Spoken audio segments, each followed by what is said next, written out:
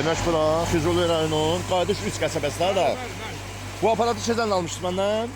Keçən almışlar. Daha gün 2 dənə aparat almışdı. İndi bu qala birini də istəyirlər. Gətirmişəm inşallah. 4 kilovat, 3 kilovat 4 təkər, mis sarğın olfaza. O da deyəsən 10 bıçaq azdır. 18 bıçaqlıdır. Bu isə bu 4 kilovatımız 32 bıçaqlıdır. Qaqa nətər doğrayır? Qəşəng. O aparat bunun kimi doğrayır ya yox? O birisi. Onun bıçağı azdır. Onun 18 bıçağıdır, bunun 32 bıçağı var. Keçən qardaş. Təkər gətirərsən. Təkər? Hə. O təkərdən. Hə. Onu çıxarıb verərəm öz param. İyi ki olsun. Mən də işlədibsən də onu. Neyləyəcəm onu? Hara gedəcəm? Hara koymuşam? Hara gedəcəm? Buradan bura gəlir sana. Onun setkalar da ayırdı, bunun setkalar da ayırdı. Tamam Zabasko Türk setkalardı. Belə bir setka. Sağ ol. Eyvallah. Xeyir olsun. Demək 2 dənə ikisini hel almışlar keçən il, bu da üçüncüdür. Allah xeyir olsun qaqa. Eyvallah gününüz olsun. Bana təkər gətirərsən bir də bunu biri. İnşallah. Tayyip'dən təkər.